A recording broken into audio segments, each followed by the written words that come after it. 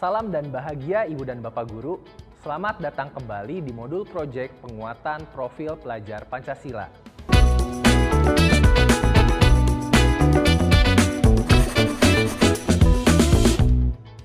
Kita akan membahas materi mengidentifikasi tahapan kesiapan agar satuan pendidikan dapat melakukan refleksi awal dan menentukan tahapan untuk menjalankan proyek ini. Ibu Bapak Guru, mengapa kita perlu melakukan refleksi awal untuk menentukan tahapan dalam menjalankan proyek ini? Karena setiap satuan pendidikan memiliki keunikannya masing-masing. Kita sepakati kembali ya, bahwa keunikan tersebut berkaitan dengan kondisi lingkungan alam, kondisi sosial, budaya, dan berbagai aspek lain. Karena itu, tahapan yang akan kita bahas ini tidak lepas dari keunikan tersebut. Tahapan ini dibuat bukan untuk mengotak-ngotakan satuan pendidikan, melainkan untuk mengidentifikasi tingkat kesiapan agar satuan pendidikan mampu menjalankan proyek secara tepat sesuai dengan kesiapannya. Apa saja ya yang harus kita perhatikan dalam tahapan menjalankan proyek? Mula-mula, mari kita perhatikan bersama bagian ini. Ini adalah bagian identifikasi kesiapan pendidikan. Pada tahap mana kesiapan kita? Apakah ada pada tahap awal, tahap berkembang, atau tahap lanjutan? Kita bahas satu persatu ya. Sebuah satuan pendidikan disebut berada pada tahap awal jika satuan pendidikan tersebut belum memiliki sistem dalam mempersiapkan dan melaksanakan pembelajaran berbasis proyek. Bahkan bisa jadi konsep pembelajaran berbasis proyek belum dikenal di satuan pendidikan ini. Selain itu, konsep pembelajaran berbasis proyek baru diketahui pendidik secara terbatas, belum dipahami sepenuhnya. Ketika menjalankan proyek, satuan pendidikan ini melakukannya secara internal, belum melibatkan pihak luar. Lantas, bagaimana dengan satuan pendidikan yang berada di tahap berkembang? Satuan pendidikan ini sudah memiliki dan menjalankan pembelajaran berbasis proyek. Konsep pembelajaran berbasis proyek juga sudah dipahami sebagian pendidik. Jadi masih ada pendidik di satuan pendidikan tersebut yang masih belum memahaminya, Ibu Bapak. Selain itu, satuan pendidikan mulai melibatkan pihak di luar sekolah untuk membantu salah satu aktivitas proyek yang sedang dilakukan. Artinya, kebiasaan melakukan pembelajaran berbasis proyek bisa mulai dijadikan kebiasaan dan sekolah bisa memantapkan kerjasama dengan mitra luar. Ibu Bapak Guru, sekarang kita lihat satuan pendidikan yang berada pada tahap lanjutan. Pada satuan pendidikan dengan tahap ini, pembelajaran berbasis proyek sudah menjadi kebiasaan dan terlaksana secara baik. Konsep pembelajaran berbasis proyek sudah dipahami semua pendidik dan satuan pendidikan sudah menjalin kerjasama dengan berbagai mitra agar dampak proyek dapat diperluas dan direplikasi secara berkelanjutan.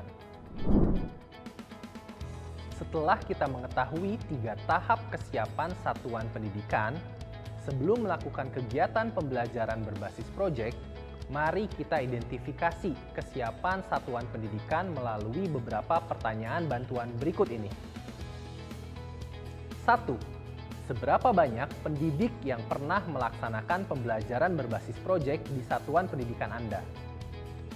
2. Apakah pembelajaran berbasis proyek sudah menjadi kebiasaan di satuan pendidikan Anda? 3. Apakah proyek yang dilakukan di satuan pendidikan sudah dilakukan secara lintas disiplin ilmu? 4. Apakah satuan pendidikan memiliki sistem yang mendukung pelaksanaan pembelajaran berbasis proyek? 5.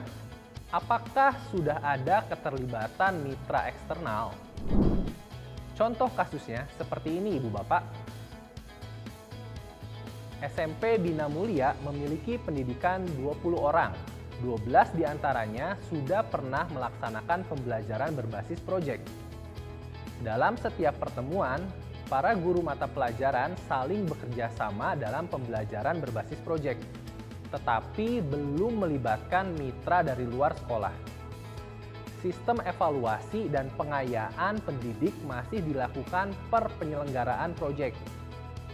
Dengan demikian, kita bisa menyimpulkan bahwa SMP Bina Mulia berada pada tahap berkembang. Ibu dan Bapak guru dengan melakukan asesmen satuan pendidikan seperti di atas, hal ini dapat membantu kita untuk bisa menyesuaikan proyek yang hendak diterapkan sesuai dengan tahap kesiapan masing-masing. Bagi satuan pendidikan yang masih berada pada tahap awal, proyek yang dipilih bisa bersifat sederhana dengan cakupan kecil dan durasi singkat, dilaksanakan di level kelas atau antar beberapa kelas. Untuk satuan pendidikan yang berada di tahap berkembang dan lanjutan, dapat melakukan pengembangan sebagai berikut. 1. Cakupan dan durasi proyek bisa ditingkatkan, misalnya dengan mengadakan proyek lintas 2 kelas dan memperpanjang waktu pelaksanaan proyek. 2. Keterlibatan dan otonomi murid bisa diperluas dengan memberikan kesempatan murid untuk memilih tema atau subtema proyek yang akan dijalankan bersama-sama. 3. Kerjasama dengan pihak di luar satuan pendidikan juga dijalankan sesuai dengan kesiapan masing-masing. Bisa dimulai dengan melibatkan lingkungan sekitar atau organisasi lain dengan jangkauan yang lebih luas. Setelah menyimak materi ini, apakah Ibu Bapak Guru sudah bisa mengidentifikasi tahapan kesiapan di satuan pendidikan Ibu Bapak?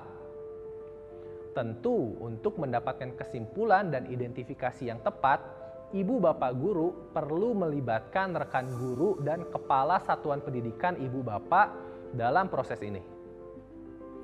Selamat bekerja sama, semoga materi ini membantu Ibu Bapak Guru merancang pembelajaran berbasis proyek yang bermakna dan menyenangkan.